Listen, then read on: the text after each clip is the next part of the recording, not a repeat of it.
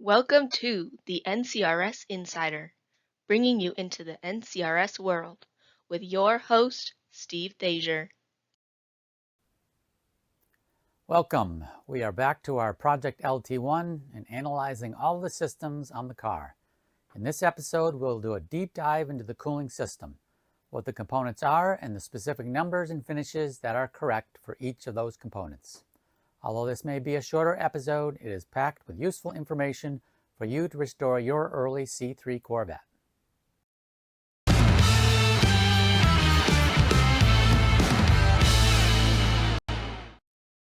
The cooling system is a vital component to your engine.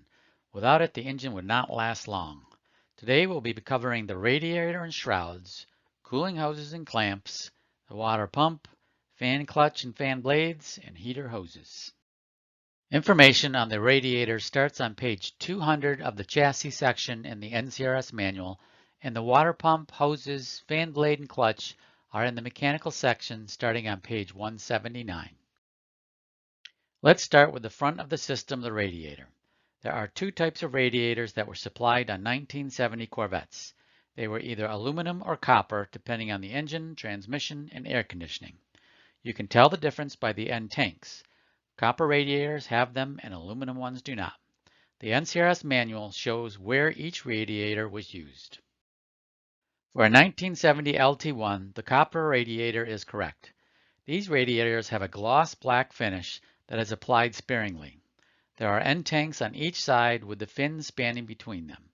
On the passenger side of the radiator, the word Harrison is embossed into the tank.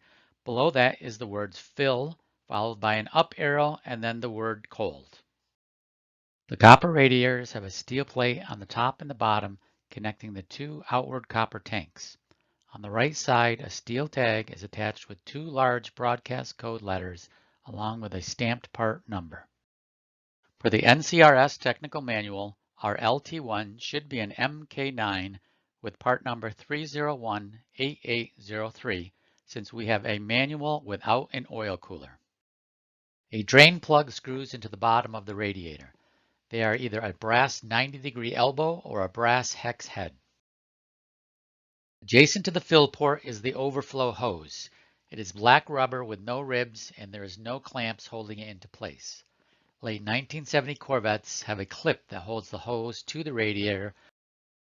Aluminum radiators are also gloss black paint applied sparingly. They do not have separate end tanks, but are made of aluminum plates welded together. There is a foil label on the top right side identifying the manufacturer as Harrison in blue letters with aluminum radiator written below it. In black letters are maintenance instructions for the radiator. On the top left side, there are two stamps, one for the part number and the other is a date code. The base engine Corvette part number is 3155316. The first two digits of the date code are the year and the last letter is the month. This example is from December of 1974. Back to our copper radiator. The core support sits in front of the radiator and is a steel construction in a semi-gloss black.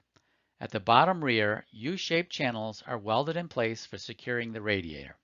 The top U channels are a similar design, except they are bolted to the core support with two hex head bolts with a star washer per side installed from the front of the core support. Inside the four U channels is a rubber cushion. Three black phosphate hex head bolts with integral washers attach the core support to the inner fender. Some zinc-plated shims with a U shape are used for a proper alignment between the core support and the fender. Copper radiator fan shrouds are a two-piece design made of unpainted fiberglass reinforced black plastic. The larger top piece has a part number embossed on the top left side. We are missing the bottom extension, but it attaches to the top piece with three zinc-plated hex head screws screwed into a three-prong zinc-plated T-knot. The shrouds attach to the core support at the top center with a semi-gloss black bracket and two bolts that attach to the core support and two to the shroud. The bottom of the shroud attaches to two studs in the radiator brackets with two hex head nuts with flat washers. Radiator caps are an RC15 for copper radiators. They are plated a bright cadmium finish. On the top face on the left side, AC is printed in a circle. The words turn right with an arrow are displayed at the top, and the words remove slowly in an arrow are displayed at the bottom. On the right side, the number 15 with a pound sign and RC-15 are also located in a circle. The center depression is sized to hold a quarter without it raising above the surface, so our replacement is not quite right. The lower edge has a lip rather than ending smoothly. There is an upper supply hose and a lower return hose from the radiator. Radiator hoses are molded rubber with a rough texture. Many replacement hoses are much smoother. A white ink stamp has a part number, broadcast code, GM letters, and most of the time a lengthwise stripe, which ours does not.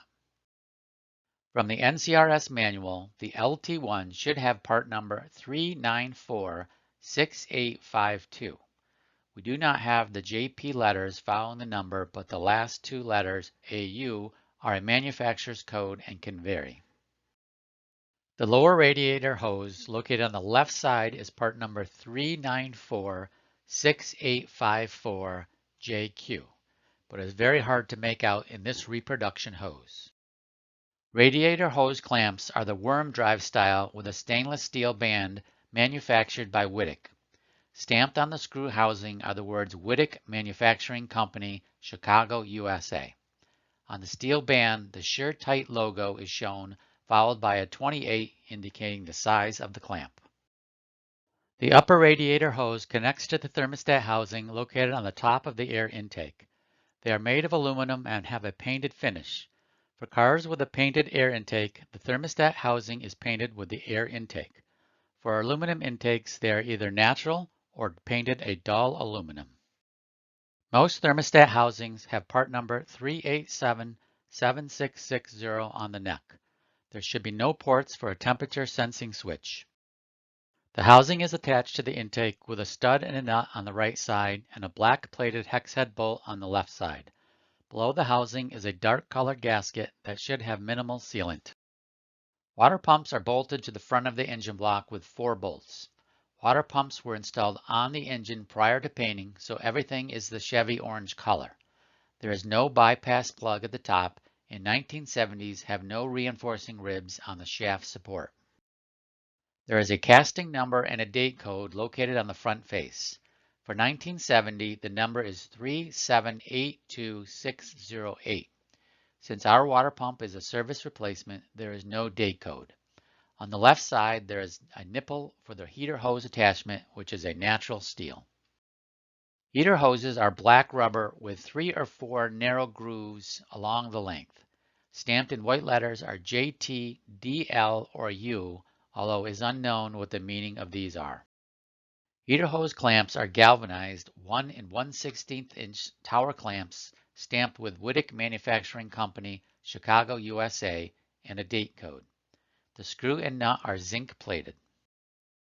Mounted in front of the water pump is a double pulley that connects to the alternator and crankshaft pulleys. The pulley is painted semi-gloss black and for LT1s is a deep groove design as compared to the base model Corvettes. Ours has a part number 3890419CT, but it is unknown whether this is the correct number. The single pulley that follows is a similar design and connects to the air pump. It is part number 3883235DS for the 1970 LT1. In front of the pulleys is the fan, which is a poorly laid gloss black. Cars without air conditioning use a 5-blade design without a part number or date code, which is what we have. Air-conditioned cars use a 7-blade fan with a part number and date code.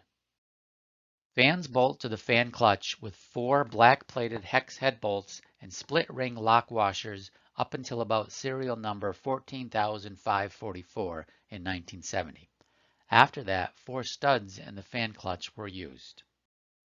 In front of the fan is the fan clutch. For 1970, fan clutches were manufactured by Schweitzer or Eaton. We have the Schweitzer, which are recognized by the rectangular element in the center with straight fins which do not go all the way to the edge. Fan clutches have a part number, but they are not stamped on them, so it is not very useful. There is a date code stamped on the edge of the rear flange. Ours is 10/2/70 for October 2nd of 1970. This is actually after our build date, so it is not quite correct. Following the date code is SC, which stands for Schweitzer Corporation.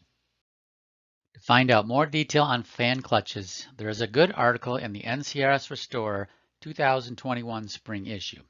It will help greatly to determine what fan clutch is correct for your car. Looking at judging points for the cooling system, the radiator and associated components have a total of 40 originality points and 33 condition points. The water pump, fan clutch, radiator hoses, and thermostat housing have a total of 41 originality points and 37 condition points. So in total, there are 151 points assigned to the cooling system. It's time for What's in the Garage? Today we have something different, a 1970 LT1. Okay, so that's not that different. This one is Mulsanne blue with a blue interior, owned by Joe Sullivan from New York. Well, I bought the car in 1975, drove it for a few years, and then life got in the way between graduate school, marriage, kids, building a house, and it sat on a lift for about 40 years.